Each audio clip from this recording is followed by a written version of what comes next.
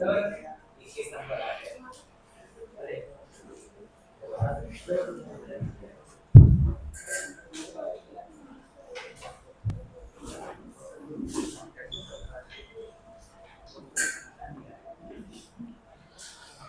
भाई भाई last class में हम लोगों ने सॉल्यूशन एंड कॉलिगेटिव प्रॉपर्टी का टॉपिक फिनिश किया था। ओके, आज के लेक्चर में हम लोग चालू करेंगे। टॉपिक डाल लो इलेक्ट्रोकेमिस्ट्री। आज के लेक्चर में टॉपिक डाल लो बेटा इलेक्ट्रोकेमिस्ट्री। ठीक है, टॉपिक डालो इलेक्ट्रोकेमिस्ट्री और बात नहीं करो, शांत रहो। ठीक है, देखो भाई इलेक्ट्रोकेमिस्ट्री क्या होता है। इस चैप्टर में हम लोग किस चीज की स्टडी करेंगे। देखो बेटा, इलेक्ट्रोकेमिस्ट्री होता है study of relation between chemical reactions. Chemical reactions, study of relation between chemical reactions and electrical energy. किसके किसके बीच में रिलेशन लग रहा है बोलो? केमिकल रिएक्शन और इलेक्ट्रिकल एनर्जी के बीच में। ठीक है, समझ में आ रहा है कि आखिर एक इलेक्ट्रिकल एनर्जी केमिकल रिएक्शन को कैसे अफेक्ट करती है, या फिर किसी केमिकल रिएक्शन से कैसे इलेक्ट्रिकल एनर्जी जनरेट होती है। हम लोग जानते हैं इसके बारे में ऑलरेडी। ठीक है, जैसे कि एक कॉमन एग्जांपल्स हम जो यूज करते हैं वो है बैटरीज। किसका इस्तेमाल करते हैं बेटा? हम लोग कॉमन एग्जांपल यूज करते हैं बैटरीज का। ठीक है, सबसे कॉमन आती है बैटरी जिसको बोलते हैं ड्राई सेल। नाम तो सुना होगा भाई। ड्राई सेल का इस्तेमाल ये टीवी रिमोट में किया जाता है। टीवी के रिमोट में किया जाता है या एसी रिमोट में, जो भी रिमोट कंट्रोल्स होते हैं उसमें ड्राई सेल का यूज किया जाता है। समझ में आ रहा है? ड्राई सेल में क्या हो रहा है, एक केमिकल रिएक्शन हो रही है और उस केमिकल रिएक्शन से क्या जनरेट हो रही है? इलेक्ट्रिकल एनर्जी जनरेट हो रही है। समझ में आ रहा है? ड्राई सेल में क्या हो रहा है? ड्राई सेल में एक केमिकल रिएक्शन हो रही है और वो रिएक्शन ऐसे करवाई जा रही है कि उससे इलेक्ट्रिकल एनर्जी जनरेट हो। बेटा इस टाइप की प्रोसेस को हम लोग बोलते हैं इलेक्ट्रोकेमिकल प्रोसेस। क्या बोला जाता है बताओ? दो प्रोसेसेस है हमारे पास, एक है इलेक्ट्रोकेमिकल प्रोसेस, दूसरी है इलेक्ट्रोलिटिक प्रोसेस। तो इलेक्ट्रोकेमिकल किसको बोलते हैं? ध्यान से याद रखना, इलेक्ट्रोकेमिकल किसको बोलते हैं?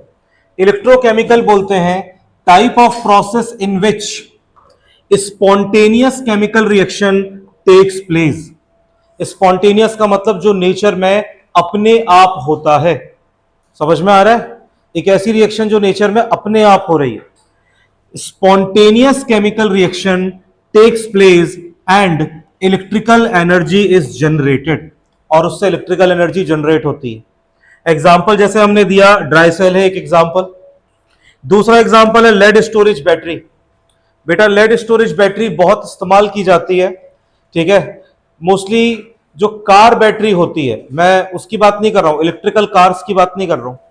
नॉर्मल कार्स में भी बैटरी लगाई जाती है, चाहे वो डीजल कार हो, चाहे वो पेट्रोल कार हो, या बाइक्स में भी बैटरी लगाई जाती है। समझ में आ रहा है?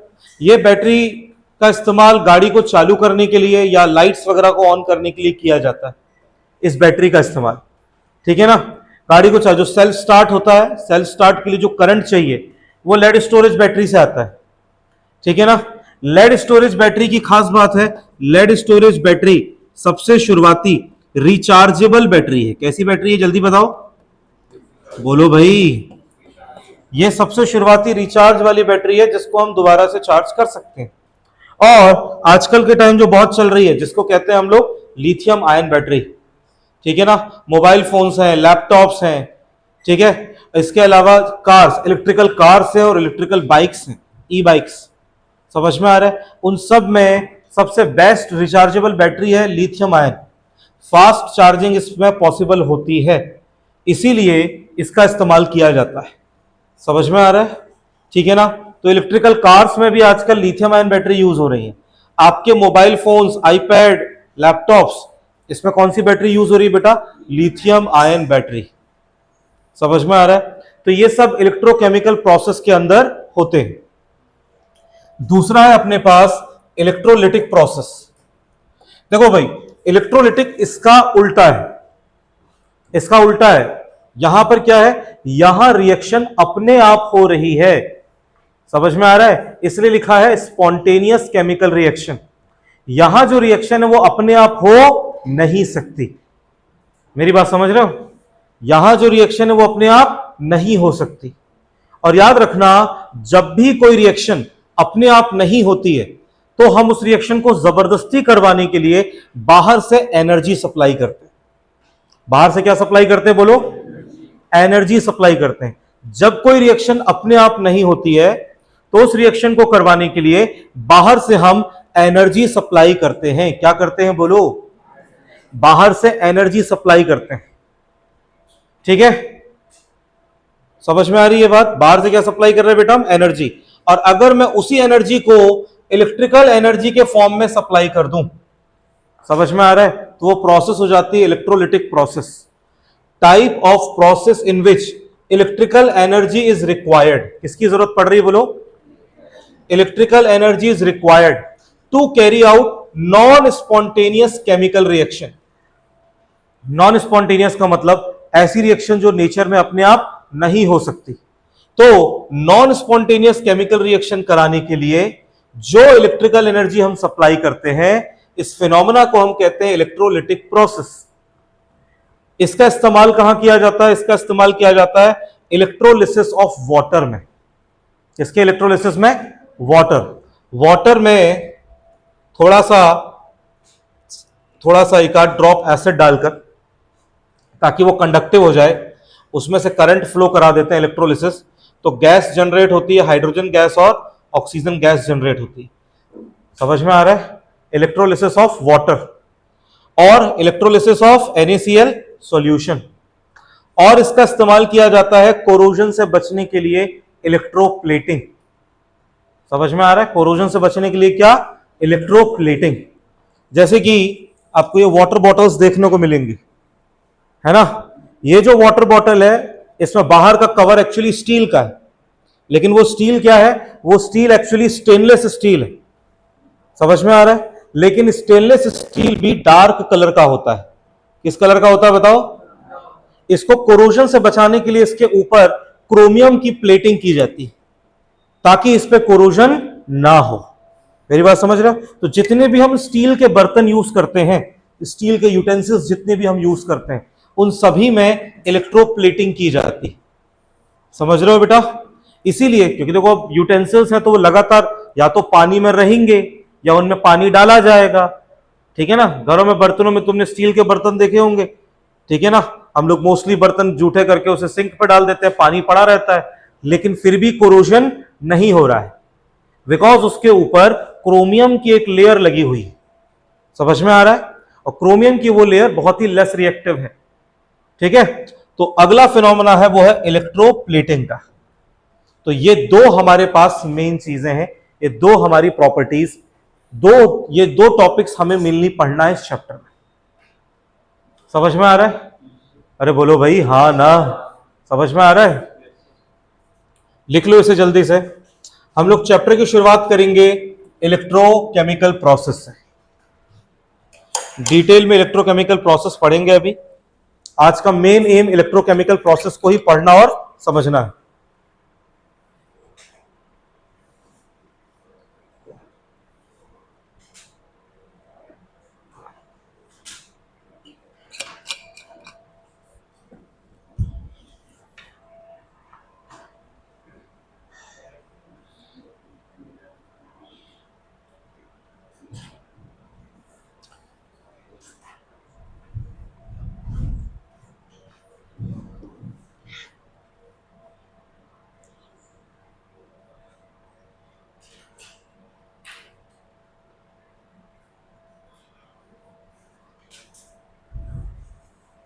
यहां तक सभी लोगों को समझ में आया? तो इस चैप्टर की खास बात है, 12th के सारे चैप्टर्स ऐसे हैं जो डे टू डे लाइफ में बहुत ही कनेक्टेड फील होंगे। हमने देखा सॉल्यूशन इन कॉलिगेटिव प्रॉपर्टी में कि भाई बर्फ को पिघलाने के लिए हम नमक को छिड़कते हैं। सुन बोला था मैंने, तो हाँ ना कुछ तो बोला करो, याद ना भी हो तो हाँ बोल दिया करो, क्योंकि घर जाके नोट्स तो पढ़ते नहीं हो तुम लोग। ठीक है, तो बर्फ पिघलाने के लिए हम लोग किसको डालते हैं, नमक डाल देते हैं। ठीक है, इथिलीन ग्लाइकॉल CH2OH CH2OH उसको ऐड किया जाता है ताकि वाटर का फ्रीजिंग पॉइंट कम हो जाए, एंटी फ्रीज की तरह यूज किया जाता है। ठीक है, तो उसी तरीके से चैप्टर भी अगर हम इसकी केमिकल रिएक्शंस देखें जो भी हम पढ़ रहे हैं, ठीक है, ये हमारे डे टू डे लाइफ की चीजों से रिलेटेड है।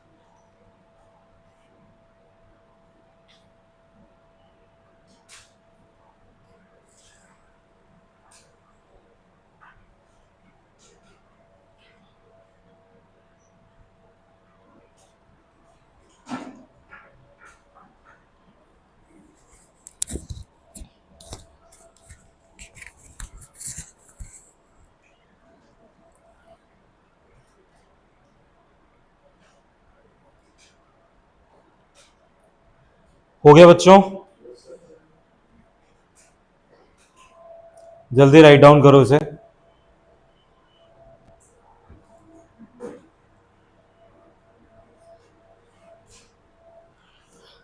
चलो भाई, इसके बाद मेरा सजेशन रहेगा कि इसको लिखने के बाद अब लिखने पे मत फोकस करना, जो मैं समझा रहा हूं समझने पे फोकस करना।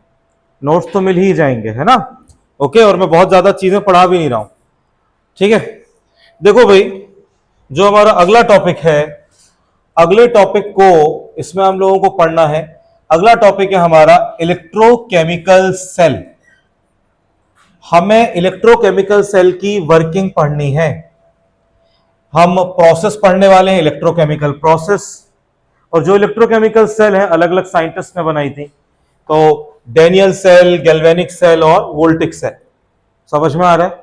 ठीक है ना? ये सब इलेक्ट्रोकेमिकल सेल के टाइप हैं, अलग अलग डिजाइन थे। समझ में आ रहा है? डिजाइन्स अलग अलग हो सकते हैं, अंदर की रिएक्शंस लगभग सिमिलर है, या जो रिएक्शन का टाइप है वो सिमिलर है। ठीक है, तो अगर मान लो मुझे, ठीक है, अगर मान लो मुझे क्या करना है, मुझे एक इलेक्ट्रोकेमिकल सेल बनानी है। ठीक है ना? तो सेल को कैसे प्रिपेयर किया जाएगा? तो देखो, सेल को प्रिपेयर करने के लिए क्या किया जाता है, ठीक है, हम दो कंटेनर ले लेते हैं इस तरीके से। एक कंटेनर हो गया ये एक कंटेनर है, और ये मैंने ले लिया दूसरा कंटेनर।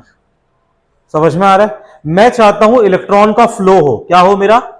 इलेक्ट्रिकल एनर्जी कैसे जनरेट होगी? इलेक्ट्रोकेमिकल प्रोसेस का मतलब क्या है? केमिकल रिएक्शन हो, इलेक्ट्रिकल एनर्जी जनरेट हो। समझ में आ रहा है?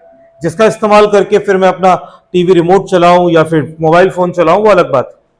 ठीक है, तो मुझे क्या चाहिए? मुझे इलेक्ट्रॉन का फ्लो कराना है, तो मुझे दो ऐसे मेटल चाहिए, ठीक है ना, जिनकी रिएक्टिविटी अलग अलग हो। एक मेटल इलेक्ट्रॉन लूज करने के लिए रेडी बैठा हो, और दूसरा मेटल इलेक्ट्रॉन गेन करने के लिए रेडी बैठा हो। और मेटल ही क्यों लिया? क्योंकि भाई आज से लगभग 200 साल पहले पहली बार सेल बनाई गई थी, है ना?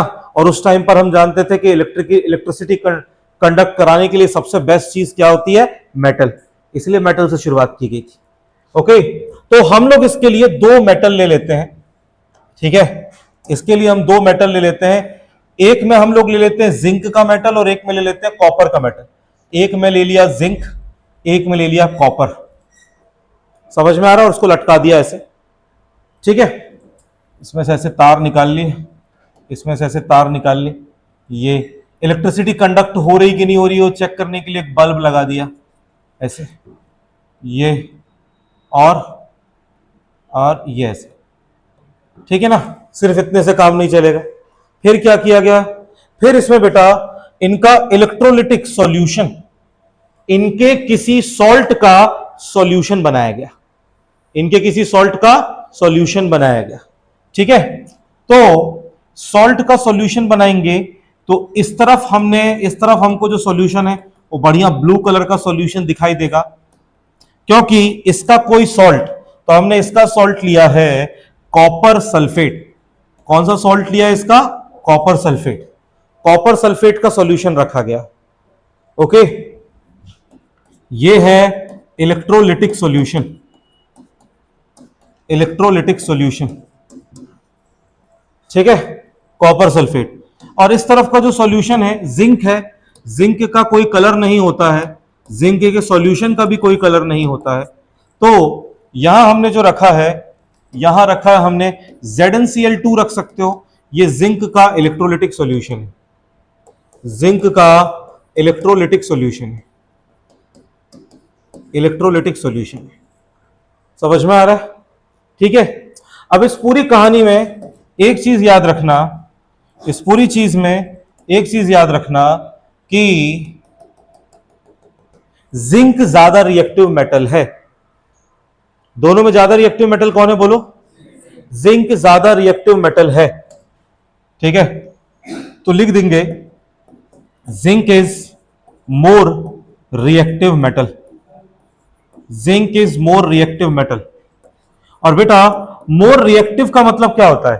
भाई मेटल जो रिएक्शन करती हैं वो इलेक्ट्रॉन लॉस या इलेक्ट्रॉन लॉस के थ्रू करती है। किसके थ्रू रिएक्शन करती है मेटल बताओ? मेटल जो रिएक्शन करती है वो इलेक्ट्रॉन लॉस के थ्रू करती है। मेटल इलेक्ट्रॉन लूज करना पसंद करता है। अगर आपसे कोई पूछे कि मेटल की डेफिनेशन क्या है, तो भाई हमने 100 चीजें पढ़ते हैं कि मेटल क्या होता है। मेटल शाइनी होती है, मेटल सोनोरस होती है, मेटल मेलेबल होती है, उससे बड़ी बड़ी शीट्स बनाई जा सकती हैं, मेटल से वायर बनाए जा सकते हैं। लेकिन मेटल की जो रियल प्रॉपर्टी है वो प्रॉपर्टी है कि मेटल आसानी से इलेक्ट्रॉन लूज कर सकता है। तो वो ज्यादा अच्छा मेटल है जो इलेक्ट्रॉन ज्यादा आसानी से लूज कर दे। समझे कि नहीं समझे? अरे बोलो भाई, हाँ या ना? वो ज्यादा अच्छा मेटल है। तो zinc is more reactive. Zinc ज्यादा रिएक्टिव मतलब जिंक आसानी से इलेक्ट्रॉन लूज कर देगा। अब इन जनरल देखो अभी कुछ नहीं हो रहा है क्योंकि अभी कनेक्शन नहीं हुआ है। मेरी बात समझ रहे हो? अभी कनेक्शन नहीं हुआ है। और जब तक कनेक्शन नहीं हुआ है, जिंक को लग रहा है मैं हूं और मेरे साथ जिंक क्लोराइड का सॉल्यूशन है, क्या ही करना है इसके साथ। सही बात है कि नहीं? इसका कुछ कॉन्सेंट्रेशन होगा। कॉपर है, इसके साथ इसका कॉपर सल्फेट का सॉल्यूशन है, क्या ही करना? कुछ नहीं कर रहे। लेकिन जैसे ही अगर मैं इन दोनों को एक दूसरे के कांटेक्ट में लाता हूं, ठीक है ना, जैसे ही इन दोनों को एक दूसरे के कांटेक्ट में लाता हूं, तुरंत क्या होगा? तुरंत जिंक को लगेगा कि मैं यहां बैठा हूं और यहां कॉपर है। इसको पता चलेगा यहां कॉपर है। समझ में आ रहा है? ठीक है ना। और जिंक को यहां समझ में आएगा कि मैं इलेक्ट्रॉन लूज करना प्रेफर करता हूं। समझ में आ रहा है? लेकिन कॉपर यहां पे कॉपर +2 का आयन है, कॉपर +2 का आयन इलेक्ट्रॉन गेन करना पसंद करता है। तो तुरंत क्या होगा? तुरंत जिंक के जो एटम्स, जिंक के कुछ एटम्स, जिंक के जो एटम्स यहां पर है सरफेस वाले, वो रेडी बैठे हैं सॉल्यूशन में जाने के लिए इलेक्ट्रॉन लूज करके। ये एटम क्या करेंगे बेटा? ये एटम इलेक्ट्रॉन लूज कर देंगे। तो Zn जो है, जो सॉलिड स्टेट में, जिंक जो सॉलिड स्टेट में है, वो क्या करेगा? वो 2 इलेक्ट्रॉन लूज कर देगा। 2 इलेक्ट्रॉन क्या करेगा बेटा? लूज कर देगा और जिंक +2 बन जाएगा। क्या बन जाएगा? जिंक +2। और जैसे ये जिंक +2 बनेगा, ये जो जिंक का एटम है Zn+2 बनाकर सॉल्यूशन में आना चालू कर देंगे। कहां आना चालू कर देंगे जल्दी बताओ? Zn+2 बनाकर सॉल्यूशन में आना शुरू कर देंगे। समझ रहे हो? सॉल्यूशन में आना शुरू कर देंगे। तो ये जो Zn+ गया है, ये किस पे जाएगा बेटा? ये एक्वस में जाएगा। समझ में आ रहा है? ठीक है। तो यहां क्या क्या हुआ भाई? यहां सबसे पहली चीज यहां हुआ है लॉस ऑफ इलेक्ट्रॉन, इलेक्ट्रॉन का लॉस। और इलेक्ट्रॉन का लॉस जहां होता है उस रिएक्शन को बोलते हैं ऑक्सीडेशन। डेफिनेशन याद रखना, loss of electron is called oxidation. बोलो, loss of electron is called oxidation. और सिंस यहां ऑक्सीडेशन हो रहा है तो इस साइड को हम बोल देते हैं ऑक्सीडेशन हाफ। क्या बोलते हैं उसे जल्दी बताओ?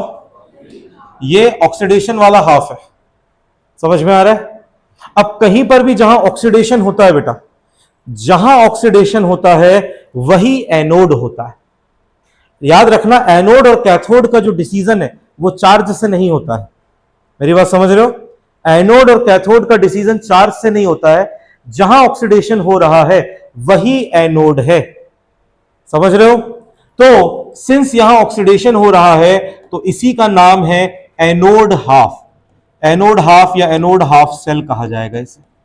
और सिंस यहां पर क्या हो रहा है, यहां से इलेक्ट्रॉन लूज हो रहे हैं, तो ये इलेक्ट्रॉन यहां इकट्ठे होते जाएंगे, और सिंस यहां इकट्ठे होते जाएंगे, ये जस्ट एक अजम्पशन है, इलेक्ट्रॉन यहां इकट्ठे होते जाएंगे, तो ठीक है ना, इलेक्ट्रॉन यहां इकट्ठे होते जाएंगे तो क्या किया जाएगा, तो यहां पर बोला जाएगा कि कौन सा चार्ज जनरेट हुआ, नेगेटिव चार्ज।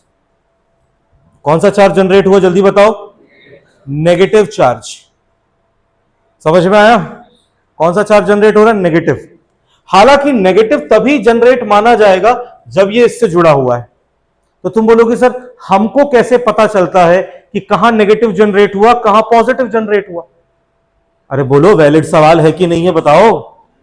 हमको कैसे पता चलता है कहां प्लस आ रहा है, कहां माइनस आ रहा है? अभी तो फिजिक्स में भी वहां तक पहुंचे कि नहीं पहुंचे?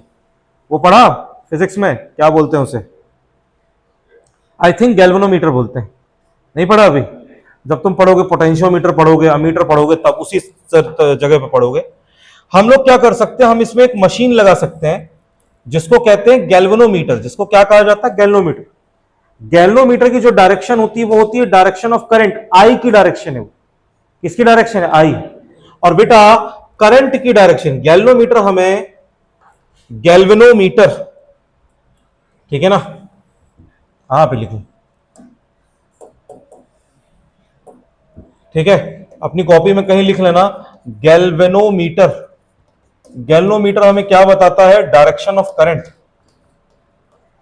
Direction of current. समझ में आ रहा है?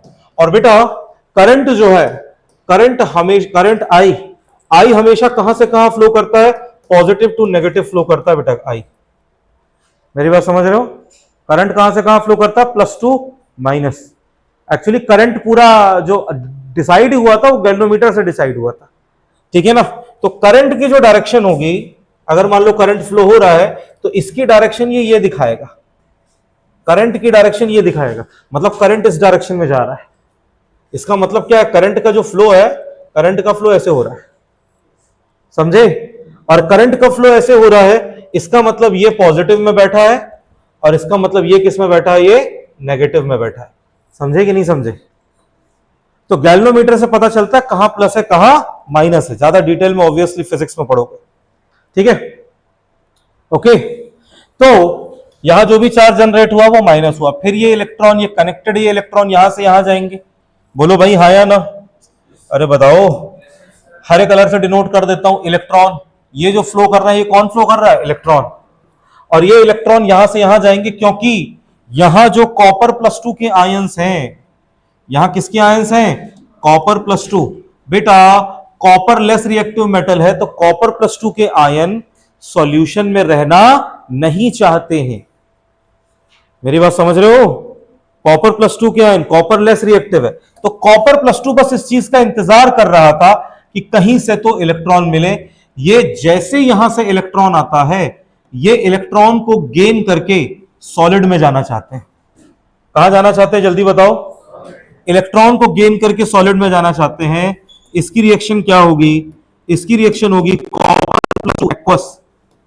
यहां से जो दो इलेक्ट्रॉन आ रहे हैं, यहां से जो दो इलेक्ट्रॉन्स आ रहे हैं, उन इलेक्ट्रॉन्स को ये पकड़ेगा और कॉपर सॉलिड बना लेगा। क्या बना लेगा बताओ? कॉपर सॉलिड बना लेगा, ठीक है। कॉपर सॉलिड बना लेगा, ये कॉपर इसकी सरफेस पे जाएंगे और कॉपर इसकी सरफेस पे जाके ऐसे डिपॉजिट होने लगेगा, ठीक है। कॉपर इसके सरफेस पे जाकर क्या होने लगेगा बताओ? कॉपर इसकी सरफेस पे जाकर डिपॉजिट होने लगेगा। यहां क्या हुआ है, यहां हुआ है गेन ऑफ इलेक्ट्रॉन। क्या हुआ है यहां पे? Gain of electron. और बेटा गेन ऑफ इलेक्ट्रॉन को हम लोग क्या बोलते हैं? रिडक्शन। तो ये कौन सा हाफ है? ये है रिडक्शन हाफ। समझ में आ रहा है? और जो रिडक्शन जहां होता है उसी को बोलते हैं कैथोड। Cathode half cell. याद रखना, इस चीज को हमेशा याद रखना, एनोड पे हमेशा ऑक्सीडेशन होगा, कैथोड पे हमेशा रिडक्शन होगा। चार्ज से याद रखने की जरूरत नहीं है, ठीक है ना। हालांकि समय के साथ आपको चार्जेस भी याद हो जाएंगे, लेकिन पहले ये चीज को दिमाग में बैठा लो कि एनोड पे हमेशा ऑक्सीडेशन होता है और कैथोड पे हमेशा रिडक्शन होता है। बोलो भाई, कैथोड पे क्या होगा बोलो? कैथोड पे रिडक्शन, एनोड पे ऑक्सीडेशन। समझ में आया? और चलो लेट्स से हमने किया, जैसे ही अगर यहां से इलेक्ट्रॉन फ्लो हुए तो ये बल्ब जो है ये बल्ब जल उठेगा। इलेक्ट्रॉन फ्लो हुए तो यहां क्या हो जाएगा बताओ? ये बल्ब जल जाएगा। समझ में आया? ठीक है ना। हम चाहें तो हम दोनों रिएक्शन को जोड़कर, क्या करके? दोनों रिएक्शन को जोड़कर, दो रिएक्शन है हमारे पास, जिंक सॉलिड, इससे बन रहा है Zn+2 एक्वस +2 इलेक्ट्रॉन, एक ये रिएक्शन है। और दूसरी रिएक्शन है कॉपर +2 एक्वस +2 इलेक्ट्रॉन, इससे बन रहा है कॉपर सॉलिड। इन दोनों को उठाकर जोड़ देते हैं, ठीक है। इन दोनों रिएक्शन को उठाकर क्या कर देते हैं? इन जोड़ देते हैं। तो यहां 2 इलेक्ट्रॉन का लॉस हो रहा है, यहां 2 इलेक्ट्रॉन का गेन हो रहा है, इलेक्ट्रॉन इलेक्ट्रॉन कट गया। तो ओवरऑल रिएक्शन बनकर आ रही है Zn solid plus copper +2 aqueous, इससे बन जाएगा Zn+2 एक्वस और साथ में बन रहा है कॉपर सॉलिड। यह है बेटा आपकी ओवरऑल रिएक्शन, यह है आपकी ओवरऑल रिएक्शन। ओवरऑल रिएक्शन क्या यहां तक सबको समझ में आया? अरे बोलो भाई, हाँ या ना? क्या यहां तक सबको समझ में आया? ठीक है, लिखना चालू करो इसे।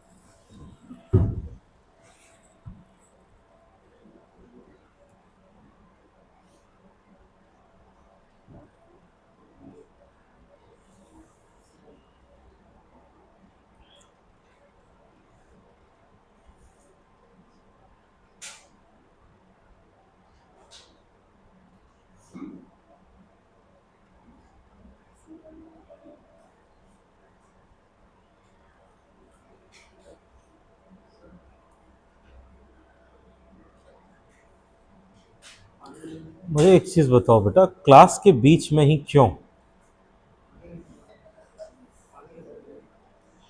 तो भाई पानी की व्यवस्था पहले करनी चाहिए ना। लास्ट क्लास में भी इसी के लिए मैंने बहुत देर तक बोला था। जाओ जाओ जाओ जाओ।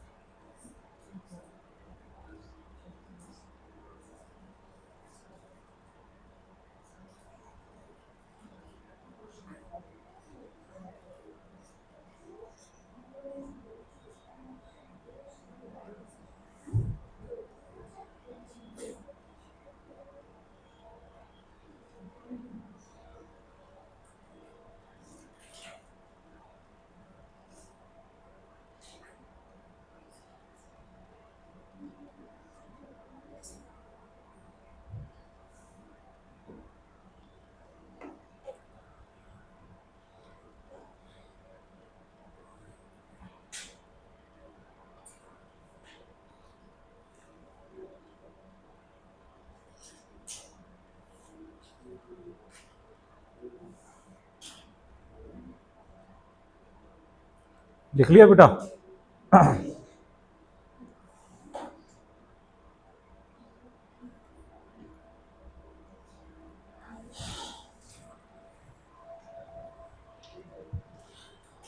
देखो भाई, अगर आप इस तरीके से सेल तैयार करते हैं तो इस सेल की प्रॉब्लम यह है, ये सेल या तो चलेगी नहीं, या तो शुरू होते साथ ही तुरंत ही बंद हो जाएगी। मेरी बात समझ रहे हो?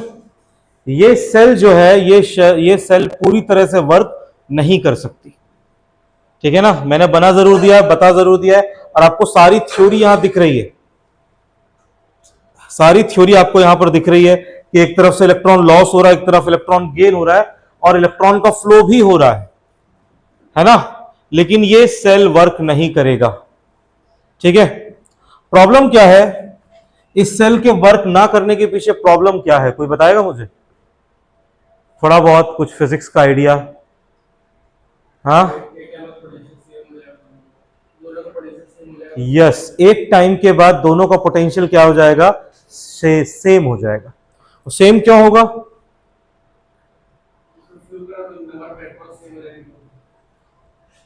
देखो, जैसे ही रिएक्शन चालू होगी, ठीक है ना, जैसे ही रिएक्शन चालू होगी, ये रिएक्शन हो रही है, जैसे ही रिएक्शन चालू होगी तुरंत तुरंत ये बहुत सारे Zn+2 जनरेट कराएगा। क्या कराएगा जल्दी बताओ?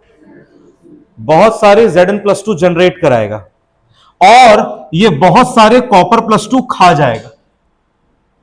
जैसे ही तुमने कनेक्ट किया, ये तुरंत बहुत सारे Zn+2 जनरेट कराएगा, और ये तुरंत बहुत सारे Copper+2 खा जाएगा। समझ में आ रहा है? तो इससे क्या होगा?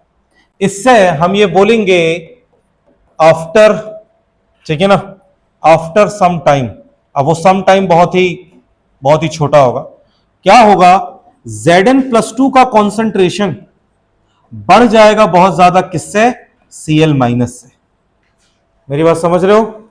एक केस में Zn+2 का कॉन्सेंट्रेशन Cl- से बढ़ जाएगा, और दूसरे केस में हम क्या बोल सकते हैं? Copper+2 का कॉन्सेंट्रेशन बहुत कम हो जाएगा SO4 2- से।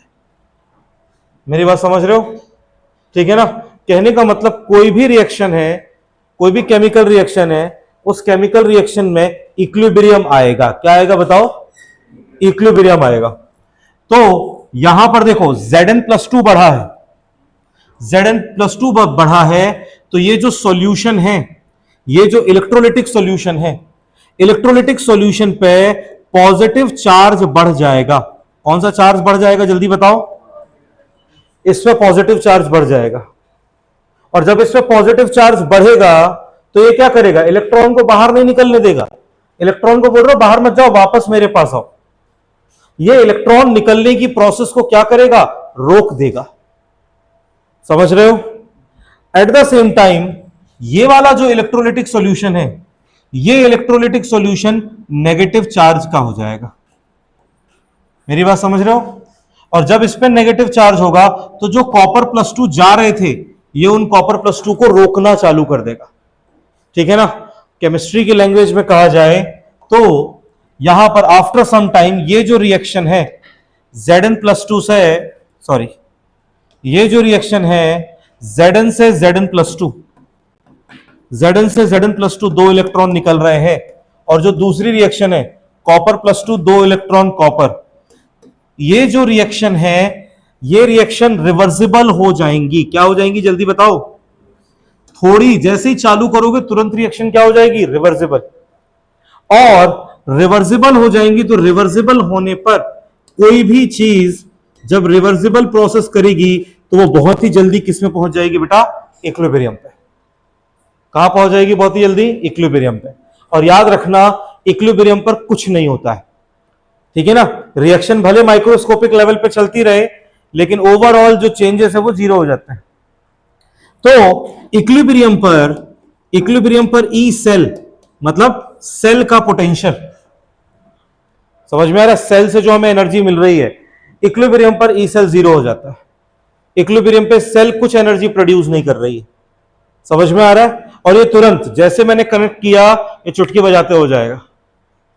समझ रहे हो?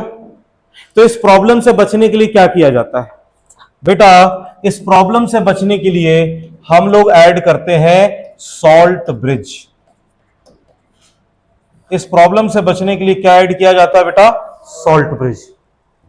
ठीक है, तो ये जो है इसमें डाला जाएगा एक सॉल्ट ब्रिज।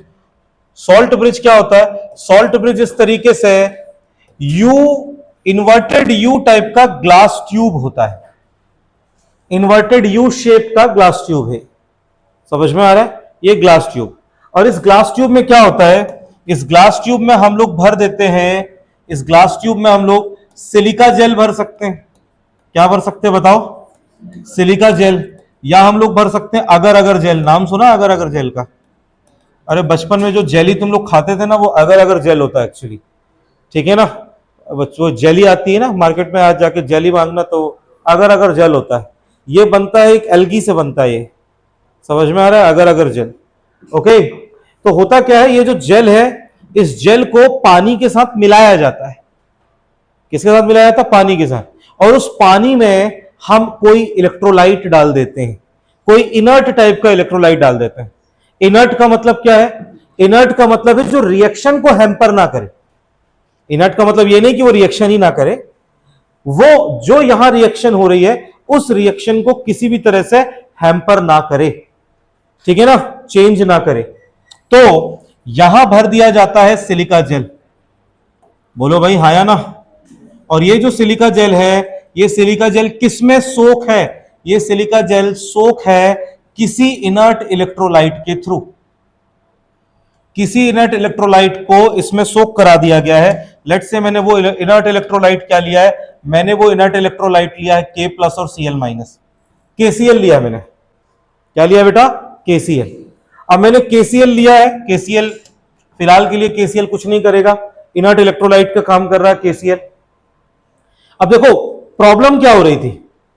प्रॉब्लम ये हो रही थी रिएक्शन रिवर्सिबल क्यों हुई है? क्योंकि जो मेरा सॉल्यूशन था वो यहां पर क्या हो गया है? सॉल्यूशन में प्लस का चार्ज आ रहा है, और यहां सॉल्यूशन में कौन सा चार्ज आ रहा है? नेगेटिव। अगर मैं अपने सॉल्यूशन को वापस से न्यूट्रल कर दूं, सुन रहे हो वाकिफ? ठीक है ना? समझो जरा, सॉल्यूशन प्लस का हो गया है। अगर सॉल्यूशन प्लस का हो गया तो ये और Zn प्लस ले नहीं पाएगा। सॉल्यूशन माइनस का हो गया है तो ये और कॉपर प्लस 2 छोड़ नहीं पाएगा। तो हमें सॉल्यूशन को न्यूट्रल करना है। किसको न्यूट्रल करना है जल्दी बताओ? सॉल्यूशन को न्यूट्रल करना है। और बेटा इस सॉल्यूशन को न्यूट्रल करने के लिए, समझ में आ रहा है? इस सॉल्यूशन को न्यूट्रल करने के लिए इस पे नेगेटिव चार्ज है, तो जो K प्लस का आयन है वो इधर जाएगा। मेरी बात समझ रहे हो? K प्लस इधर जाएगा और जो Cl माइनस का आयन है वो इधर जाएगा। समझ में आ रहा है? तो भाई यहां प्लस का चार्ज आ रहा था, नेगेटिव आयन यहां धीरे धीरे धीरे धीरे करके आएगा, सॉल्यूशन को क्या कर देगा? न्यूट्रल कर देगा। यहां पे नेगेटिव चार्ज डेवलप हो रहा था सॉल्यूशन में, तो यहां से K प्लस धीरे धीरे धीरे करके यहां आएगा। मैंने जेल इसलिए यूज किया ताकि धीरे धीरे कर कर आए, रिक्वायरमेंट के हिसाब से। समझ में आ रहा है? धीरे धीरे करके वो यहां आएगा, और जब वो धीरे धीरे यहां आएगा तो जो नेगेटिव चार्ज है उसको क्या कर देगा? न्यूट्रल कर देगा। मेरी बात समझ में आई? और सेल हमारी वर्क करने लगेगी। सेल हमारी क्या करने लगेगी? वर्क करने लगेगी। और सेल वर्क करेगी तो अब ये तब तक वर्क करेगी जब तक हमारे रिएक्टेंट्स में से कुछ खत्म ना हो जाए। सेल कब तक काम करेगी बताओ? जब तक हमारे रिएक्टेंट्स में से कुछ खत्म ना हो जाए, या हमारा सॉल्ट ब्रिज खत्म ना हो जाए, सॉल्ट ब्रिज के आयंस ना खत्म हो जाए, तब तक सेल वर्क करती रहेगी। यूजुअली इस टाइप की सेल बनाते हैं, ठीक ठाक हमने अमाउंट लिया है तो घंटे, 15 मिनट, 15 मिनट, आधे घंटे ऐसे चलती है इससे। समझ में आ रहा है? अरे बोलो भाई हाँ या ना? ठीक है, लिखो ये भी चीज इसमें ऐड करो।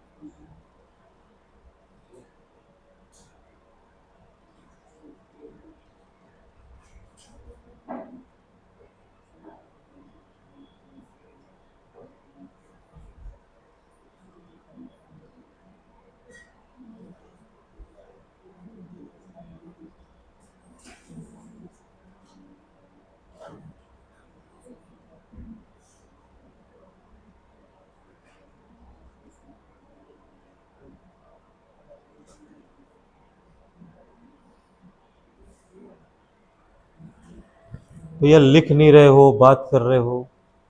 अभी मैं बोलूंगा हो गया तो बोलोगे हुआ नहीं है अभी तक।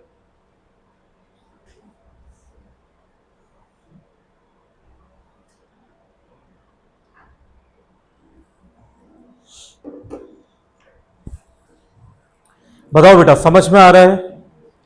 ठीक है, इस तरीके से हम अरेंजमेंट बनाएंगे तो एक जो है वो इलेक्ट्रॉन को लूज करेगा, दूसरा गेन करेगा। बस इस पूरी प्रोसेस के टाइम पर हमने इस तरीके से अरेंज किया है कि इलेक्ट्रॉन का फ्लो एक आउटर सर्किट के थ्रू हो। समझ में आ रहा है? इलेक्ट्रॉन का फ्लो किसके किसके थ्रू हो? एक आउटर सर्किट। और जब इलेक्ट्रॉन एक आउटर सर्किट से जाएगा, रेजिस्टेंस से फ्लो करेगा, तो वो क्या करेगा? वो वर्क करेगा, जिस वर्क को हम लोग क्या बोलेंगे? Electrical work. समझ में आ रहा है? ठीक है ना? तो हमने क्या किया, यहां एक स्पॉन्टेनियस केमिकल रिएक्शन हो रही है, उससे हमने इलेक्ट्रिकल एनर्जी जनरेट करी और हमारा बल्ब ग्लो करने लगा। समझ में आ रहा है? हमारा बल्ब क्या करने लगा? ग्लो करने लगा। ठीक है,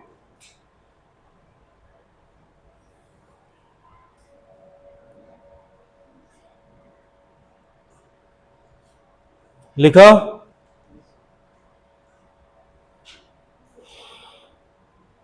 ठीक है, इसको कंप्लीट करो।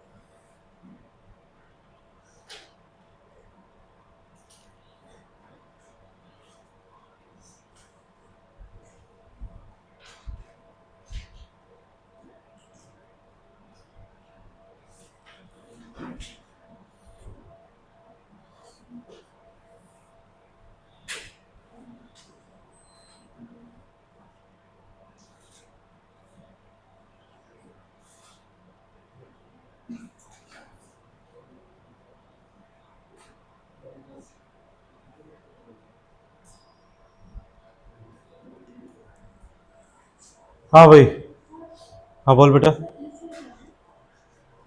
Cell potential, cell potential. Cell देखा है कभी? सेल, सेल को पढ़ देगा ना, उसमें पढ़ना साइड में लिखा होता है सेल पोटेंशियल। ठीक है ना? ये वो पोटेंशियल है जो हमें सेल से मिल रहा है। ओके, ठीक है, तो उसको बोला जाता है ई सेल। अभी आगे और डिटेल में पढ़ाऊंगा आगे की क्लासेस में, है ना? ठीक है, तो ई सेल को अभी लिख लेना cell potential.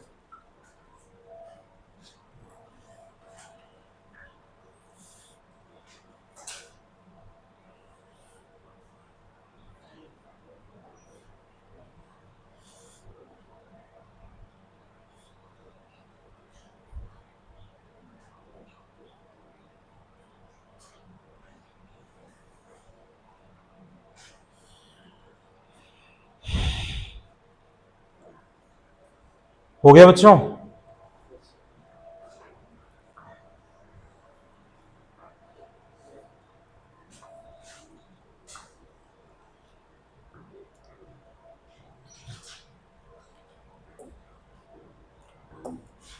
salt bridge,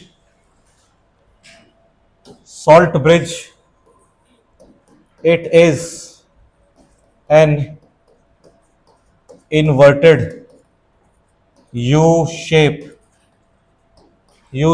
glass tube filled with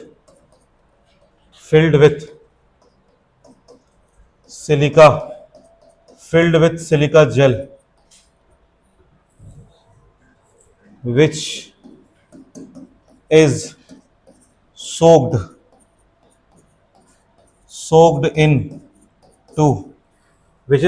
into solution of inert electrolyte like KCl, KNO3, NH4NO3, इनका इस्तेमाल किया जाता है। ओके, इनका इस्तेमाल किया जाता है। ओके, सॉल्ट ब्रिज डालने के बाद क्या होता है, जो K प्लस आयन है, K plus ion goes to, ठीक है ना, goes to solution of cathode, और जो Cl माइनस आयन है वो क्या करता है, goes to solution of anode. इससे क्या होता है, ठीक है ना, सॉल्यूशन गेट्स न्यूट्रलाइज्ड। सॉल्यूशन क्या हो जाता है, सॉल्यूशन हो जाता है न्यूट्रलाइज, सॉल्यूशन गेट्स न्यूट्रलाइज्ड, समझ रहे हो। और उसके बाद क्या हो जाएगा, उसके बाद हो जाएगा सेल स्टार्ट्स वर्किंग। सेल जो है वो काम करना चालू कर देगी, ठीक है। ओके, समय के साथ आप देखोगे कि एनोड जो है वो पतला होते जाएगा। एनोड कैसा होते जाएगा, जल्दी बताओ, क्योंकि एनोड में से जिंक जा रहा है ना, बोलो हाँ या ना। समय के साथ तुम देखोगे एनोड पतला होते जाएगा, और कैथोड जो होगा, कैथोड मोटा होते जाएगा। कैथोड पे मेटल का डिपॉजिट हो रहा है। हालांकि ये डिपेंड करता है रिएक्शन किस टाइप की हो रही है, हालांकि मोस्टली यही होता है नॉर्मल मेटल वाले में। समझ में आ रहा है, तो हम ये इसमें लास्ट में लिख सकते हैं आगे चल के क्या होगा, ठीक है ना।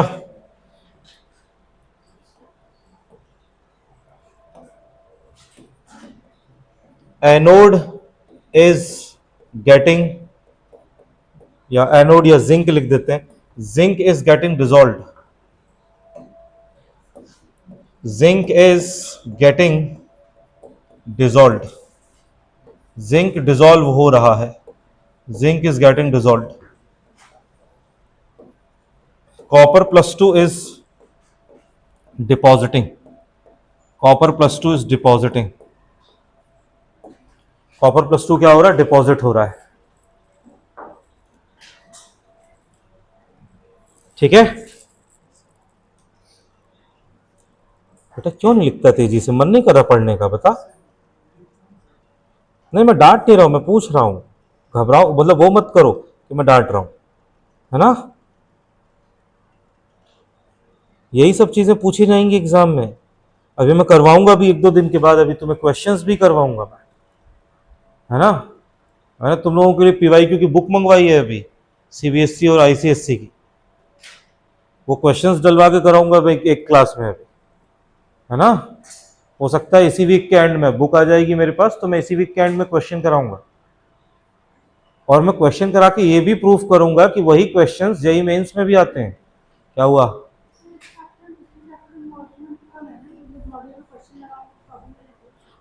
कोई इन्वॉल्वमेंट नहीं है इस चैप्टर का, पिछले चैप्टर से क्या रोल है, तो कोई रोल नहीं है भाई, इसका पिछले चैप्टर से कोई खास रिलेशन नहीं है। अगर ये चैप्टर में कुछ रिलेट करके अगर पूछेगा तो वो सिर्फ एक टॉपिक से रिलेट कर सकता है, वो है सॉल्युबिलिटी प्रोडक्ट, और हो सकता है आयनिक इक्विलिब्रियम का पीएच और सॉल्युबिलिटी प्रोडक्ट, उससे रिलेट कर सकता है 11th का। लेकिन नॉट ऑल द क्वेश्चंस, वो क्वेश्चंस अपने आप ही हायर लेवल के हो जाएंगे, जहां पे सॉल्युबिलिटी प्रोडक्ट यूज होगा और जहां पे पीएच यूज होगा, वो क्वेश्चन अपने आप एडवांस लेवल पे पहुंच जाएगा। उसके लिए परेशान अभी मत हो, ठीक है ना। तो इस चैप्टर का जो सवाल आएगा वो वैसे किसी से डायरेक्टली रिलेटेड नहीं है, लेकिन हाँ भाई ये रेडॉक्स से रिलेटेड है, ये आयनिक इक्विलिब्रियम से रिलेटेड चैप्टर है, ठीक है। ओके, हाँ हो गया।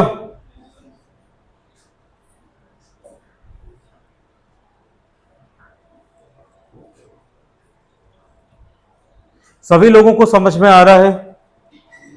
बताओ भाई, सभी लोगों को समझ में आ रहा है? बोलो, कोई दिक्कत है? बहुत सिंपल है भाई। एक इलेक्ट्रॉन देखो, एनोड में इलेक्ट्रॉन लूज हो रहा है, कैथोड में इलेक्ट्रॉन गेन हो रहा है। एनोड पे नेगेटिव चार्ज जनरेट हो रहा है, कैथोड पे पॉजिटिव चार्ज जनरेट हो रहा है। एनोड पे ऑक्सीडेशन हो रहा है, कैथोड पे रिडक्शन हो रहा है। वो बात जो बीच की बात थी वो ज्यादा यूज होगी नहीं भाई। सॉल्ट ब्रिज क्यों डालते हैं? क्योंकि भाई इक्विलिब्रियम ना आ जाए, इसलिए सॉल्ट ब्रिज डालते हैं। यही तो मेन पॉइंट्स हुए, है ना। अब देखो यहां पे सॉल्ट ब्रिज के बारे में बताया गया है भाई।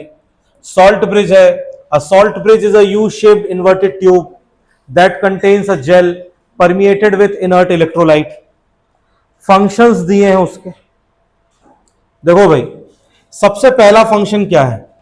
It connects the solution of two half cell to complete the circuit. बेटा फिजिक्स में तुम ये पढ़ोगे या शायद पढ़ लिया हो, मुझे नहीं पता, अभी तक करंट में पहुंचे कि नहीं पहुंचे। कोई भी अगर करंट का फ्लो हो रहा है अगर, तो करंट का फ्लो हमेशा एक क्लोज्ड सर्किट में होता है। समझ में आ रहा है? किसमें होता है? हमेशा क्लोज्ड सर्किट में होता है। तो अगर मैंने सॉल्ट ब्रिज नहीं लगाया था, अगर मैंने बस ये बना दिया, ये बना दिया, ये बना दिया, ये इस तरीके से ऐसा ऐसा और ऐसा, तो भाई अभी मान लो इस पे नेगेटिव चार्ज है और इसमें पॉजिटिव चार्ज है, ठीक है ना, एनोड कैथोड। तो अभी जो है अभी इलेक्ट्रॉन यहां से चल रहा है, इलेक्ट्रॉन यहां से यहां जा रहा है, ठीक है ना। लेकिन फिजिक्स में एक बहुत इंपॉर्टेंट कंडीशन है कि सर्किट कंप्लीट होना चाहिए। तो जो सॉल्ट ब्रिज है, सॉल्ट ब्रिज एक्चुअली सर्किट को कंप्लीट करता है। समझ में आ रहा है? ठीक है ना। फिजिक्स में ये पढ़ोगे, circuit should be complete. Okay, तो सॉल्ट ब्रिज क्या कर रहा है? सर्किट को कंप्लीट कर रहा है, ठीक है बेटा। ये फिजिक्स में पढ़ोगे ये चीज आगे चल के। दूसरा it minimises liquid junction potential. It minimises liquid junction potential, the potential difference between the junction of two liquids. ठीक है, तो पहली चीज सॉल्ट ब्रिज क्या करता है? सॉल्ट ब्रिज सर्किट को कंप्लीट करता है, सबसे पहला पॉइंट। दूसरा पॉइंट, लिक्विड जंक्शन पोटेंशियल क्या होता है? देखो अगर तुम ध्यान से देखो, है ना, तो हाईलाइटेड टाइप का नहीं है कि कुछ पता नहीं क्या है। ओके, तो लिक्विड जंक्शन पोटेंशियल है, अगर तुम ध्यान से देखो इस सॉल्यूशन पे पॉजिटिव चार्ज आ रहा था, बोलो हाँ या ना, जब सॉल्ट ब्रिज नहीं लगाया था तो। और जब सॉल्ट ब्रिज नहीं लगाया था तो इस सॉल्यूशन पर कौन सा चार्ज आ रहा था? नेगेटिव। तो बेटा इस लिक्विड और इस लिक्विड के बीच का potential difference liquid liquid junction potential. समझ में आ रहा है? क्या बोला जाता है इसे? Liquid junction potential. वो ये बोल रहा है कि अगर लिक्विड के बीच में पोटेंशियल डिफरेंस आ गया तो सेल वर्क नहीं करेगी, वो ये बोल रहा है, ठीक है ना। तो उसको क्या करता है ये भाई? उसको मिनिमाइज करता है। लिक्विड जंक्शन पोटेंशियल को क्या करता है? ये मिनिमाइज करता है। ओके, और क्या है अपने पास? It maintains electrical neutrality. It maintains electrical neutrality, वही तो कर रहा था। जहां सॉल्यूशन में प्लस आ रहा था वहां वो Cl माइनस भेजता है, जहां सॉल्यूशन में माइनस आ रहा था वहां वो K प्लस भेजता है, ताकि सॉल्यूशन क्या हो जाए बेटा? न्यूट्रल हो जाए। तो it maintains electrical neutrality of the solution in order to give continuous flow और जनरेशन ऑफ करंट, ताकि कंटिन्यूअस फ्लो होता रहे। समझ में आ रहा है?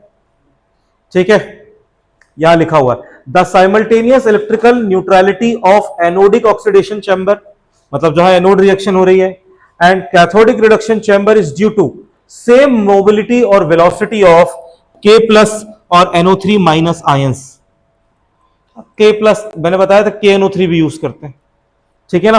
NO3 माइनस आयन है ना। आई थिंक आप लोगों को ये अकल होनी चाहिए कि NO3 माइनस 1 है। वो मेरे से थोड़ा सा गड़बड़ हो गया, सुधार लेना उसको, ठीक है ना। NO3 माइनस 1, ठीक है बेटा। इसके आगे के पॉइंट्स देखो भाई। If the salt bridge is removed, अगर मैं सॉल्ट ब्रिज को हटा दूं, इंपॉर्टेंट पॉइंट, अगर मैं सॉल्ट ब्रिज को हटा दूं तो then voltage drops to zero. अगर सॉल्ट ब्रिज को हटा दिया जाए तो वोल्टेज तुरंत क्या हो जाता है बेटा, जीरो हो जाता है, क्योंकि जैसे ही आप सॉल्ट ब्रिज हटाओगे तुरंत इक्विलिब्रियम आ जाएगा। समझ में आ रहा है। तो सेल पोटेंशियल मतलब जो सेल से जो भी पोटेंशियल हमको मिल रहा है वो क्या हो जाएगा, जीरो हो जाएगा। The ions of inert electrolyte do not react with other ions. जो सॉल्ट ब्रिज में जो आयंस यूज किए हैं वो बाकी आयंस के साथ रिएक्शन नहीं करते हैं या नहीं करने चाहिए, ठीक है ना। And the ions are not oxidised और रिड्यूस्ड एट द इलेक्ट्रोड्स। ना तो वो वहां पे प्रेजेंट किसी आयन से रिएक्ट करें और ना ही वो ऑक्सीडाइज होने चाहिए और ना ही वो रिड्यूस होने चाहिए, ठीक है। Generally tube is filled with a paste of अगर अगर powder with a natural electrolyte generally not common to anodic and cathodic chambers. It prevents mechanical mixing of two electrolytes, है ना। समझ में आ रहा है। इसके अलावा हमारे पास ऑप्शन ये था कि दोनों सॉल्यूशन को कांटेक्ट में ला दो एक दूसरे के, तो भैया ये उसको रोक के रखता है कि भाई हम कांटेक्ट में लाने की जरूरत नहीं है, हम है अभी यहाँ पे, ठीक है। लिक्विड जंक्शन पोटेंशियल दिया जो मैंने बताया था वही। तो ये पॉइंट्स है, पीडीएफ मिल जाएगा, लिख लेना आराम से बैठ के, ओके। सॉल्ट ब्रिज के फंक्शंस आज भी पूछ लिए जाते हैं, ठीक है ना। सॉल्ट ब्रिज के फंक्शंस आज भी पूछ लिए जाते हैं। अब है हमारे पास selection of electrolyte for salt bridge. बेटा सॉल्ट ब्रिज के लिए हम कौन से इलेक्ट्रोलाइट यूज करेंगे, है ना। तो the electrolyte in salt bridge should be such that speed of its cation equal to speed of its anion, ठीक है ना। बेटा स्पीड को ही केमिस्ट्री की लैंग्वेज में, साइंस की लैंग्वेज में हम लोग ट्रांसपोर्ट नंबर या मोबिलिटी कहते हैं, ठीक है ना। कहने का मतलब यह है कि भाई जितने स्पीड से K प्लस यहां जा रहा है उतनी स्पीड से Cl माइनस को यहां जाना पड़ेगा। समझ में आ रहा है। तभी तो दोनों का पोटेंशियल क्या रहेगा, तभी तो दोनों का जो चार्ज है वो कैसा रहेगा, न्यूट्रल। सॉल्यूशन हमारे क्या रहेंगे बेटा, न्यूट्रल रहेंगे। तो इसमें जो सबसे इंपॉर्टेंट चीज है वो ये है ट्रांसपोर्ट नंबर ऑफ कैटायन। क्या हुआ आयुष भार्गव, कहां ध्यान है। ट्रांसपोर्ट नंबर ऑफ कैटायन वो किसके बराबर रहेगा, ट्रांसपोर्ट नंबर ऑफ एनायन के। और मोबिलिटी, या फिर बोल सकते हो मोबिलिटी ऑफ कैटायन किसके बराबर है, मोबिलिटी ऑफ एनायन, ठीक है, ओके। और ऐसा करने के लिए चार्ज और sign of ions should be almost equal, ठीक है। जैसे K के ऊपर +1 है तो Cl के ऊपर -1 है, ऐसा ही लेना है कि +1 हो तो दूसरे पे -1 हो, ठीक है। आगे अब अगर हमारे पास Ag plus Hg2 2 plus Pb+2 Tl plus ions हैं, ऐसे आयंस हैं, ions are present in a cell, ऐसे केस में बेटा हम Cl को यूज नहीं कर सकते। कहां कहां नहीं यूज कर सकते बताओ। अगर Ag प्लस है, Hg2 2 प्लस है, समझ रहे हो। अगर Tl प्लस है और Pb+2 है, ऐसे केस में इनके साथ हम लोग KCl को यूज नहीं कर सकते, बिकॉज ये सब क्या करते हैं, ये क्लोरीन के साथ प्रिसिपिटेट बनाने लग जाते हैं। क्या बनाने लग जाते हैं बताओ, क्लोराइड आयन के साथ क्या बनाने लग जाते हैं, प्रिसिपिटेट। तो सिल्वर, अगर तुमने Cl- डाल दिया तो सिल्वर क्या करेगा, सिल्वर प्रिसिपिटेट बनाने लग जाएगा, तो उससे Ag+ का कॉन्सेंट्रेशन चेंज होने लगेगा, जिसके कारण फाइनली जाकर सेल पोटेंशियल पर इफेक्ट पड़ेगा, पोटेंशियल डिफरेंस चेंज हो सकता है, क्योंकि आपने क्या चेंज कर दिया, कॉन्सेंट्रेशन। तो हमारा जो इलेक्ट्रोलाइट है वो अंदर जाकर कुछ प्रिसिपिटेशन ना करवाए, मतलब मान लो पहले कोई प्रिसिपिटेशन नहीं हो रहा था, हमने Cl डाला तो अब वो प्रिसिपिटेट फॉर्म ना करे, तो इसीलिए इनके साथ KCl यूज नहीं करते हैं, उसकी जगह पे हम लोग KNO3 का इस्तेमाल कर लेते हैं, या उसकी जगह पे KNO3 या NH4NO3 का इस्तेमाल कर लेते हैं। समझे कि नहीं समझे? उसकी जगह पे हम इसका इस्तेमाल कर लेते हैं। ठीक है बेटा, तो इलेक्ट्रोलाइट को सिलेक्ट करते वक्त इन पॉइंट्स को हमें ध्यान में रखना है। ठीक है, लंबी थ्योरी है, इसके लिए थोड़ा सा जगह छोड़ दो, है ना, अभी लिखोगे तो बहुत टाइम लग जाएगा। ठीक है, समझ में तो आ गया होगा, एक बार पढ़कर भी देखना। ठीक है ना, ज्यादा नहीं तो भाई कल क्लास आओगे तो क्लास आके ही 5 मिनट पढ़ लेना, है ना, लेकिन मन कहाँ करता तुम लोगों को पढ़ने का?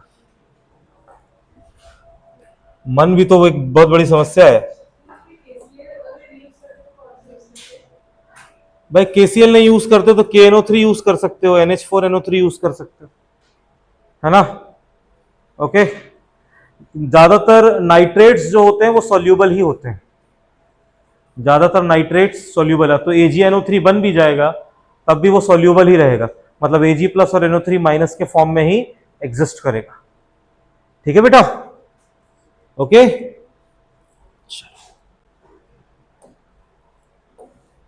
चलो अब अगली चीज आती है, नेक्स्ट हमारे पास पॉइंट आता है, इसको कहा जाता है सेल रिप्रेजेंटेशन। अगला पॉइंट हमारे पास आता है सेल रिप्रेजेंटेशन। देखो भाई, जो हमने सेल पहले बनाई उसने इतना बड़ा डायग्राम बनाया था हमने, हम बार बार इतने बड़े बड़े डायग्राम्स फॉर्म नहीं कर सकते। समझ में आ रहा है?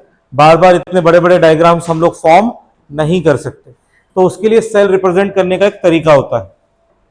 ठीक है, तो सेल रिप्रेजेंट करने का तरीका है, जैसे हमने जो पहला किया था उसकी रिएक्शन है Zn solid plus copper plus 2 aqueous,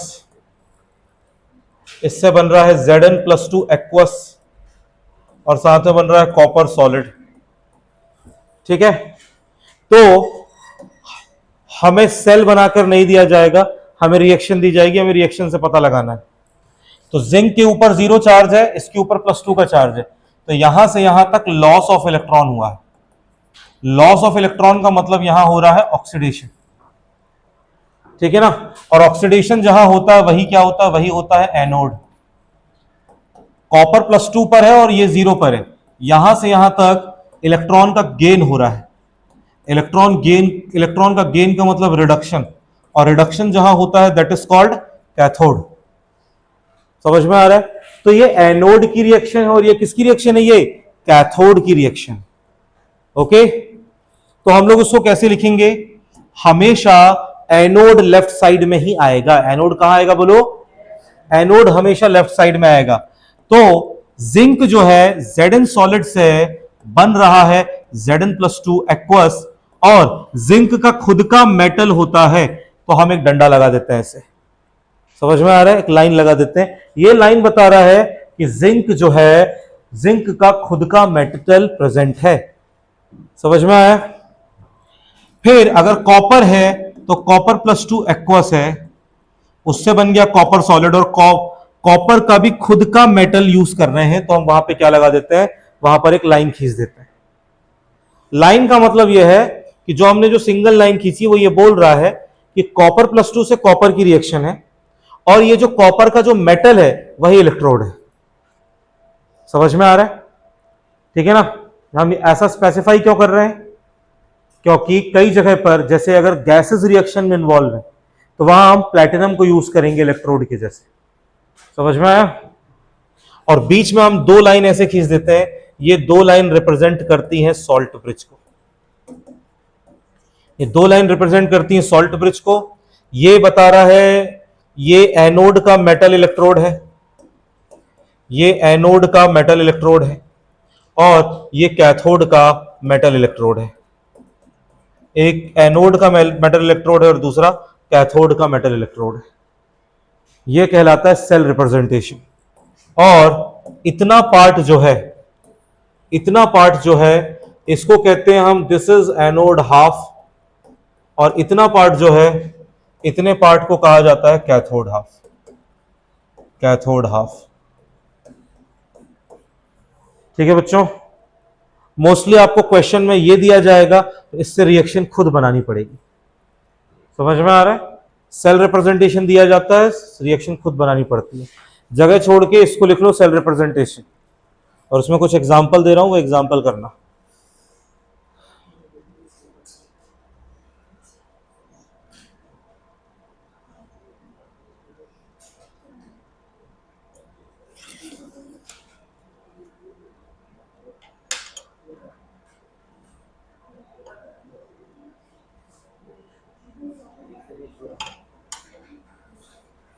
अपने हिसाब से देख लो, तुम्हारी हैंडराइटिंग मैं थोड़ी जानता हूँ।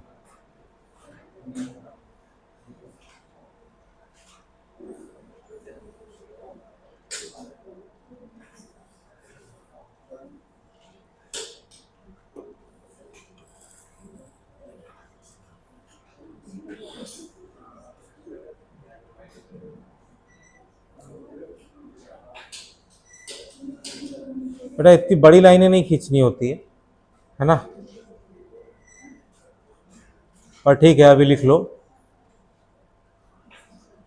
क्या हो गया जुझार, डाउट है कुछ?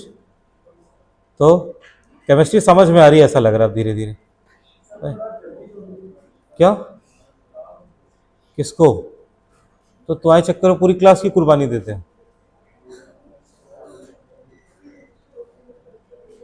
क्या काम है ये बताओ, मुझे रीजनेबल लगेगा तो मैं छोड़ दूंगा तुमको।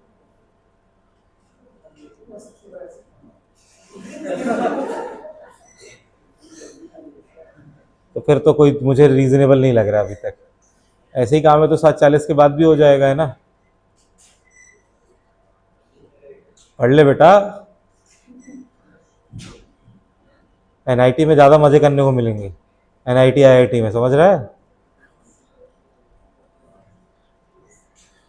और ऊपर से कहाँ से, लखीमपुर से है ना? ऊपर से लखीमपुर में नाम भी रोशन हो जाएगा बिल्कुल।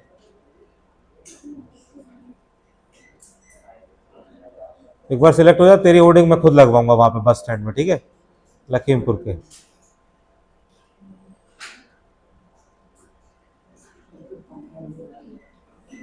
हो गया बेटा, लिख लिया?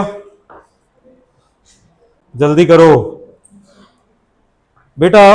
यहां पर ब्रैकेट लगा के आपको कंसंट्रेशन दे सकता है, जैसे कंसंट्रेशन, ऐसे ब्रैकेट लगा के कंसंट्रेशन दे दिया। वो तुम्हें नहीं लिखना है, मैं ऐसे बता रहा हूं कि इस जगह पे कंसंट्रेशन दिए जाते हैं। इसका मतलब क्या होगा? तो कंसंट्रेशन दिया तो उसके आगे सवाल होगा ना, फिर मतलब कुछ नहीं होगा, उसके आगे सवाल होगा। कंसंट्रेशन दिया है, यूज करो उसको। गिवन चीजों का क्या किया जाता है? यूज किया जाता है, ठीक है? चलो अगला एग्जांपल। आवाज नहीं। रिएक्शन है कॉपर सॉलिड से, कॉपर सॉलिड से बन रहा है कॉपर +2 एक्वस, है ना? और Ag प्लस एक्वस से Ag सॉलिड। बेटा रिएक्शन बैलेंस भी करनी पड़ती है, ये रिएक्शन बैलेंस नहीं है, इसे बैलेंस करो। समझ में आ रहा है? ठीक है ना? और ये एक रेडॉक्स रिएक्शन है, मेन इंपॉर्टेंस है इलेक्ट्रॉन बैलेंस होनी चाहिए। जितने इलेक्ट्रॉन लॉस हो रहे हैं उतने इलेक्ट्रॉन गेन होने चाहिए, है ना? तीसरा है हमारे पास, हम आयरन से भी बना सकते हैं, आयरन का भी सेल बना सकते हैं।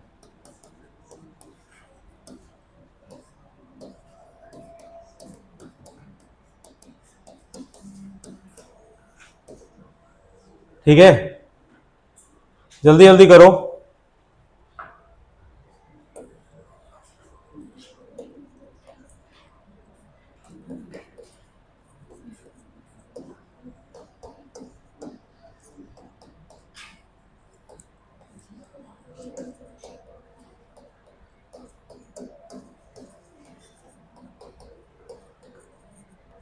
ठीक है, चलो बेटा, ये जो पहला, खाली पेज कहां से आ गया बीच में? हाँ, ये जो हम पहला केस कर रहे हैं, तुम्हें दिख रहा होगा, ये जो पहला केस कर रहे हैं, ये जो फर्स्ट है, ये है केस 1। और केस 1 में केवल और केवल किसका इस्तेमाल कर रहे हैं? मेटल और मेटल आयन इलेक्ट्रोड है। कौन कौन है जल्दी बताओ? मेटल मेटल आयन इलेक्ट्रोड है पहले केस में, मेटल है और उसका आयन है, तो इसको क्या बोलेंगे? मेटल मेटल आयन इलेक्ट्रोड, पहला केस है। ये हुआ कि नहीं हुआ बताओ? देखो बैलेंस किया रिएक्शन, बताओ। हाँ बता, बैलेंस नहीं हुई? कैसे करेंगे बैलेंस? 11वीं पढ़कर आ रहा है ना, इसीलिए तो छुट्टी नहीं देना चाहता मैं कि 2 साल का पढ़ाना मेरे को। हाँ कैसे करेंगे बैलेंस? किसी से बैलेंस हुआ? क्यों ध्रुव बेटा? आयुष तुमने तो पढ़ा है। हाँ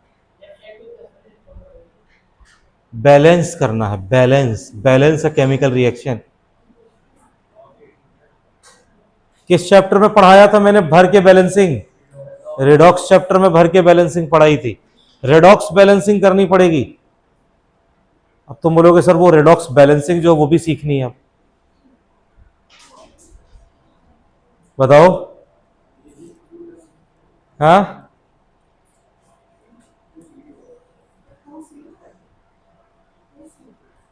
2Cu लगा दोगे तो गलत हो जाएगा। अब बोलोगे सर अब दूसरा ऑप्शन बचा, 2Ag प्लस लगा देते हैं, तो तालियां, है ना। यहां पे तो मैं बैठा हूं तुम्हें बताने के लिए कि पहला ऑप्शन गलत है। हाँ वहां भी जाऊंगा, वो जो वो रहता है ना, वो पिक्चरों में रहता है डेविल जैसा, एक तरफ डेविल रहता है और एक तरफ वो एंजल रहता है, तो वैसे ही शरद सर रहेंगे जब पेपर दे रहे होगे, तो एक कंधे पे सफेद सफेद कपड़े पे खड़े हैं शरद सर, ठीक है, एंजल बन के। ऊपर वो एक वो लगा हुआ है, वो सफेद कलर का, वो क्या होता है, वो गोल गोल वाला वो। हाँ और दूसरी तरफ पे काले कपड़े पहन के मैं खड़ा हूं, ऐसे 2 सींग निकले हुए। एक बोल रहा है 2 जो है इधर लगा दो, डेविल बोल रहा है 2 इधर लगा दो, और एंजल बोल रहा है 2 इधर लगा दो। कहां से डिसाइड करोगे? हाँ इधर देखो, इधर देखो सभी लोग, आवाज नहीं। देखो कॉपर है और Ag प्लस है, और इससे बन रहा है कॉपर +2 और Ag। तो देखो बहुत सिंपल सा कॉन्सेप्ट है। कोई भी रिडॉक्स रिएक्शन, क्योंकि यहां रिडक्शन भी हो रहा है ऑक्सीडेशन भी हो रहा है, कोई भी रिडॉक्स रिएक्शन में जितने इलेक्ट्रॉन लॉस होते हैं उतने इलेक्ट्रॉन गेन होने चाहिए, ठीक है ना। इलेक्ट्रॉन हवा में नहीं उड़ जाएंगे, इलेक्ट्रॉन जितने लॉस होंगे उतने इलेक्ट्रॉन गेन होंगे। तो चेक करो, ये 0 पर है, ये +2 पर है, यहां से यहां जाने पर 2 इलेक्ट्रॉन का डिफरेंस आ रहा है। कितने इलेक्ट्रॉन का? 2 का, मतलब 2 इलेक्ट्रॉन का एक तरीके से लॉस हुआ है। और यहां से यहां जाओ तो ये +1 पर है, ये 0 पर है, यहां 1 इलेक्ट्रॉन का गेन हुआ है। बोलो हाँ या ना? अलग अलग है कि नहीं? बराबर करना है, तो बराबर करने के लिए तुम इसमें ×2 कर दो, बराबर हो जाएगा। समझे कि नहीं समझे? इसमें ×2 कर दो, बराबर हो जाएगा। और ये जो मैंने किया है इसको कहा जाता है charge balance, redox balancing method में क्या बोला जाता है इसे? Charge balance. तो 2 का मल्टीप्लाई यहां होगा इसके बराबर पहुंचाने के लिए, तो बैलेंस होकर हो जाएगा 2Ag प्लस, और यहां आ जाएगा कॉपर +2 और 2Ag। हर चीज के पीछे लॉजिक है, ठीक है ना, तुक्का नहीं लगाना है, ठीक है ना। और लॉजिक समझ समझ के अगर याद करोगे, कॉन्सेप्ट समझ समझ के याद करोगे, तो लंबे टाइम तक दिमाग में रहेगा। समझ में आया बैलेंसिंग? ठीक है, इसमें हो गई रिएक्शन पूरी बैलेंस हो गई, इसमें कुछ है ही नहीं और बैलेंस करने के लिए, ठीक है ना। क्या ध्रुव, आता है तुमको बैलेंस करना? इतना नहीं आता है? आता था, दोबारा पढ़ा ही नहीं होगा। मैंने जब तुम्हें दिसंबर में पढ़ाया था उसके बाद तुमने दोबारा रेडॉक्स बैलेंसिंग पढ़ी नहीं। पेपर में तुमने तो वो सवाल छोड़ कर आए होंगे। बोलो, सच बोल रहा हूं ना मैं?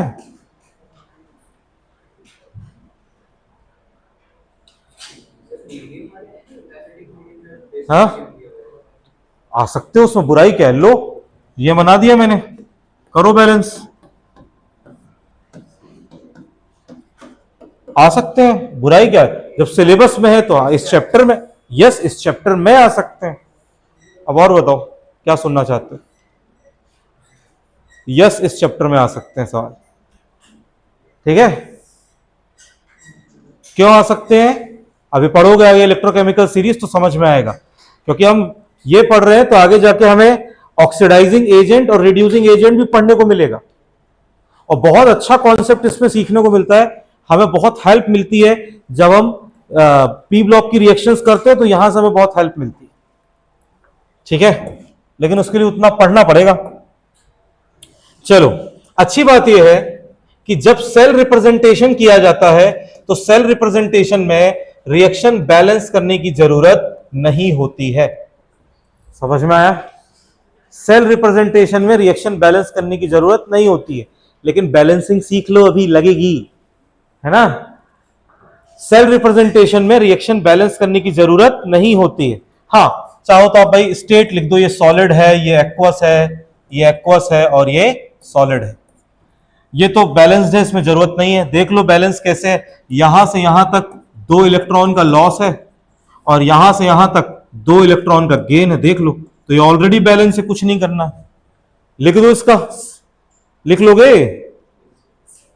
लिखो इसका सेल रिप्रेजेंटेशन लिखो।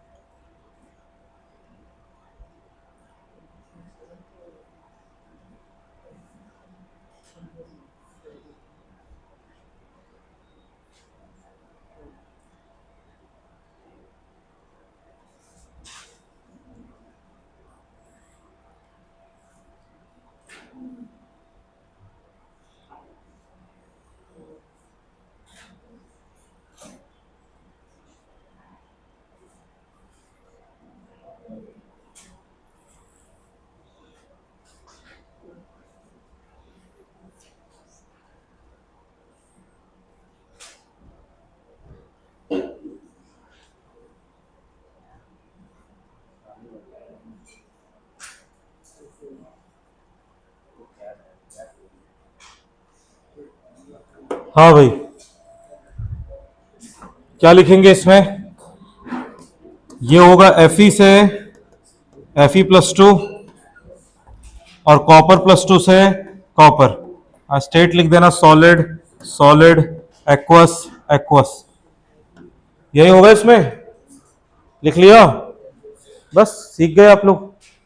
ये हो गया, ये हो गया एक तरीका, है ना। इसको ये 4th वाला क्वेश्चन लिख लो, उसको खुद कर लेना। दूसरा आता है केस 2 आता है इसमें, इसको बोला जाता है गैस गैस आयन इलेक्ट्रोड।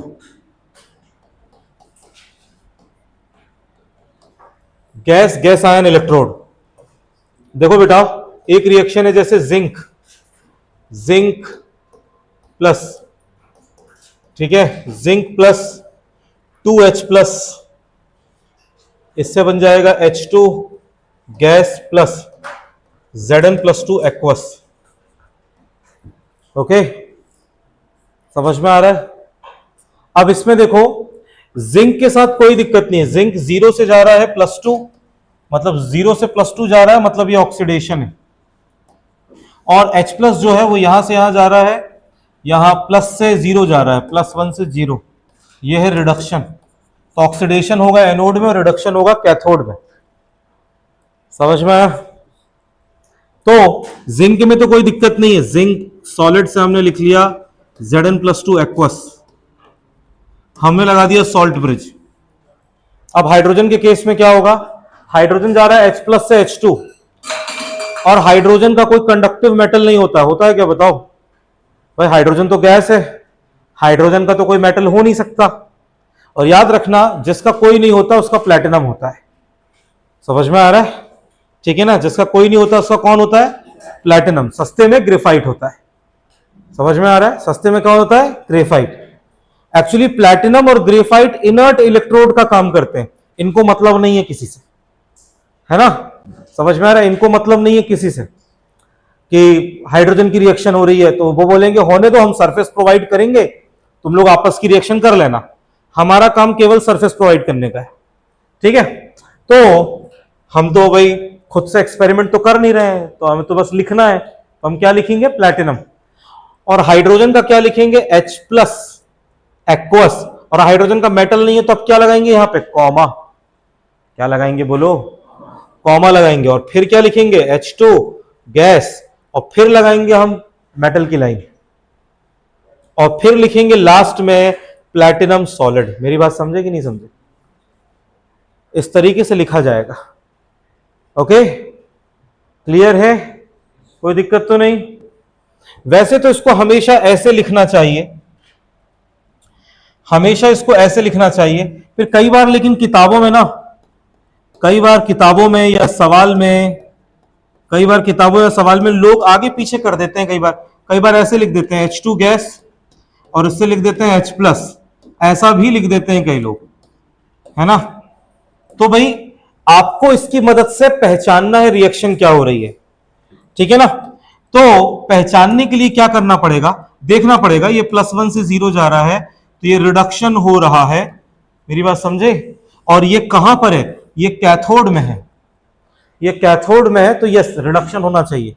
लेकिन अगर मान लो किसी ने गलती से उल्टा लिख दिया है तो आपको खुद सुधारना पड़ेगा कि 0 से +1 जा रहा है, भाई ये तो देख के ऑक्सीडेशन लग रहा है, ये उल्टा नहीं हो सकता, इसका मतलब रिएक्शन H प्लस से H2 है, समझे, ये आपको समझना पड़ेगा, कई बार ऐसी गलतियां होती हैं, समझ रहे हो, ठीक है। तो जिसका कोई नहीं होता उसका कौन होता है बेटा, प्लैटिनम।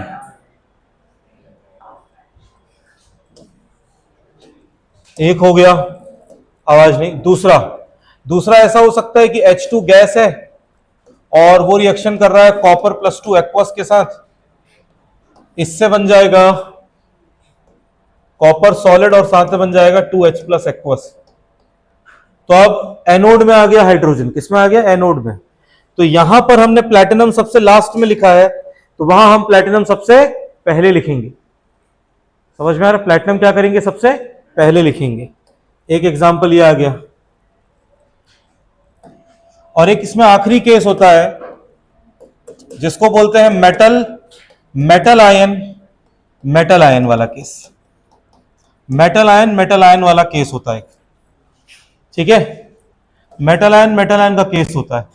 जैसे कि मेरे पास है Zn सॉलिड से ये बना रहा है Zn+2 एक्वस, और आयरन जो है वो Fe+3 एक्वस से Fe+2 एक्वस बना रहा है, ठीक है ना, ओके। तो फिर वही बात है, जिंक में कोई दिक्कत नहीं है, जिंक तो सीधे लिख देंगे, जिंक से Zn+2 और सॉल्ट ब्रिज लगा देंगे। अब तुम ये बोलोगे कि सर आयरन का तो मेटल होता है, हमने हाइड्रोजन के लिए प्लैटिनम यूज किया क्योंकि हाइड्रोजन का मेटल नहीं होता, पर आयरन का मेटल होता है, ठीक है ना। लेकिन मैं यहां आयरन का मेटल यूज नहीं करूंगा, मैं यहां Fe+2 और फिर लिखूंगा Pt सॉलिड, ठीक है ना।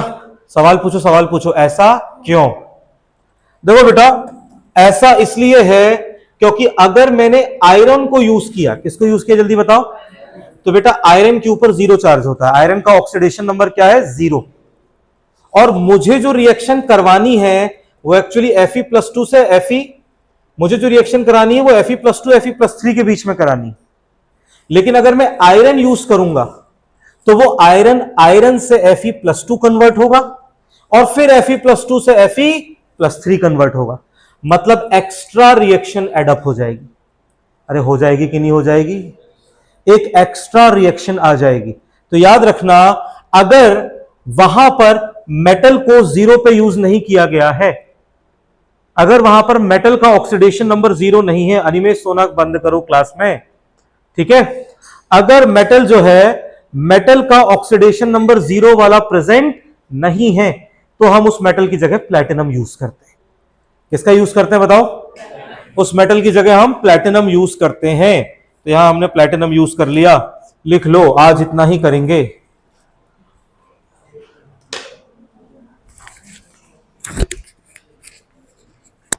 ओके